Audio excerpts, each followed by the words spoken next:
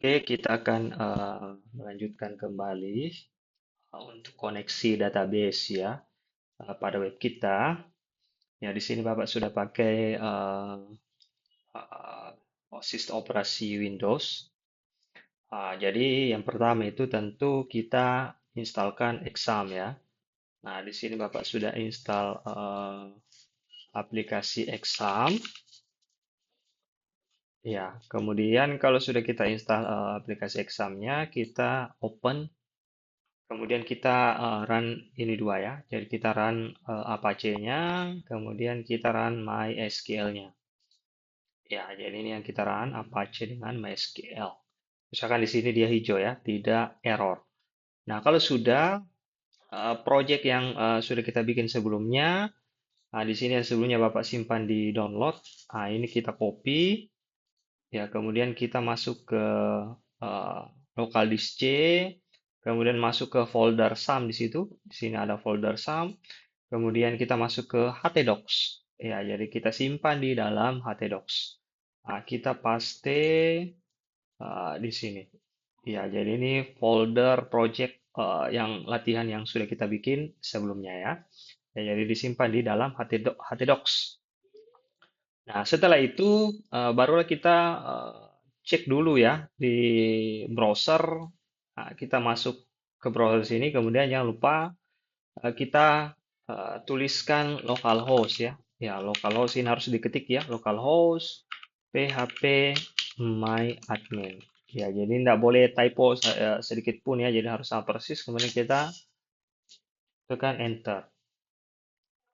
Kemudian setelah terbuka php my admin, lanjut kita masuk ke VS Code-nya.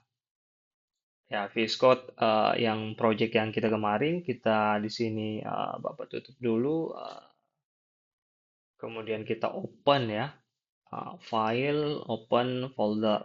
Kemudian kita cari yang kita simpan tadi di htdocs. Kemudian kita open. Nah, ini kita sudah open di sini. Bapak perbesar dulu.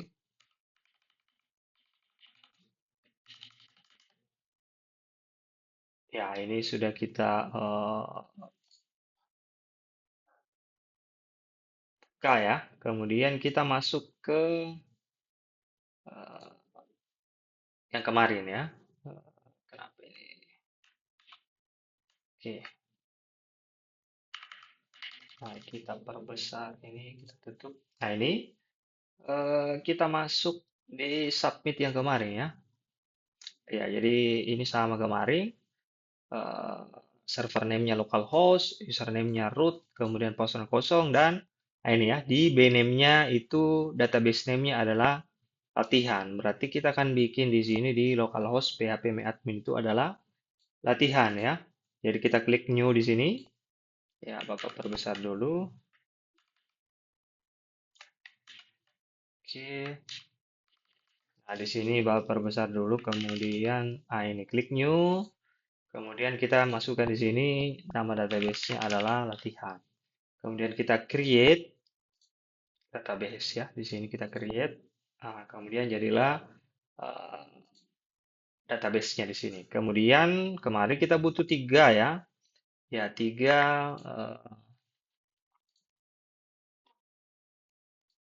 Ya, kita butuh tiga di sini tabel. Ya, ada tabel name, kemudian ada tabel email ya.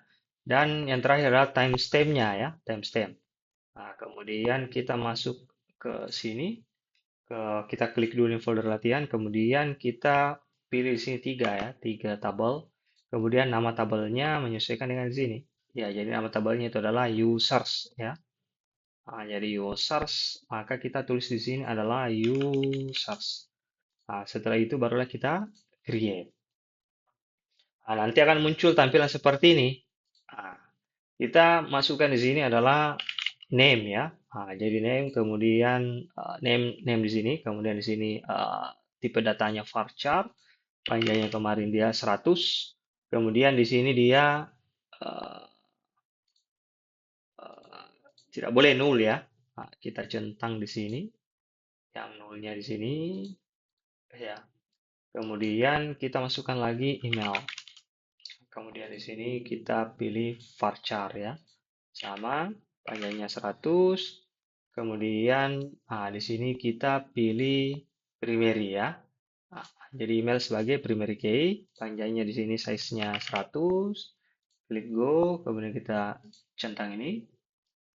Ya, kemudian yang terakhir adalah eh, registration untuk date-nya ya. Ya, jadi registration date. Kemudian di sini kita ambilnya date ini timestamp ya. Kemudian ini kosong, kemudian kita yang di sini di default kita pilih current timestamp. Oke. Nah, itu aja. Kemudian setelah itu barulah kita ke bagian bawah. Di sini ada klik save. Nah, nanti setelah kita klik save, nanti di bagian latihan itu akan muncul users di sini.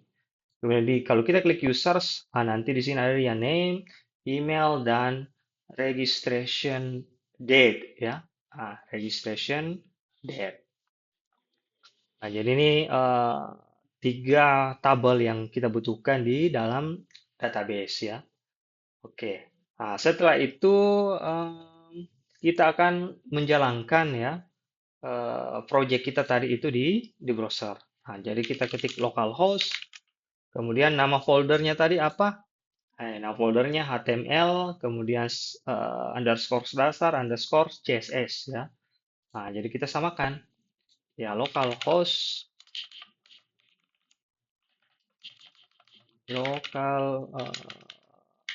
localhost underscore HTML underscore dasar underscore CSS. Kemudian kita enter. Nah, kalau sudah kita enter, yang kita sudah bikin ini akan berjalan di sini. Kemudian kita sisa masukkan ya. Nama kita misalnya Yusuf, kemudian emailnya. Emailnya seperti ini, kemudian kita klik submit. Nah, kalau dia muncul seperti ini, maka datanya itu berhasil disimpan ya. Berhasil disimpan. Nah, kita cek di sini, apakah dia akan ngisi di sini atau tidak. Nah, kita refresh lagi. Nah, ini ternyata sudah masuk ya. Jadi namanya sudah masuk, emailnya sudah masuk, kemudian registration date-nya. Nah, ini ada jamnya di sini ya. Ya, ini menyesuaikan di sini, enggak normal jamnya ya. Jadi pukul 4 di sini. Oke, jadi begitu ya. Ya, untuk apalagi proses koneksi ya. Ya, dari HTML nanti masuk ke dalam database-nya. Oke, saya kira itu yang bisa Bapak sampaikan ya dalam pembuatan video kita pada kesempatan kali ini. Assalamualaikum warahmatullahi wabarakatuh.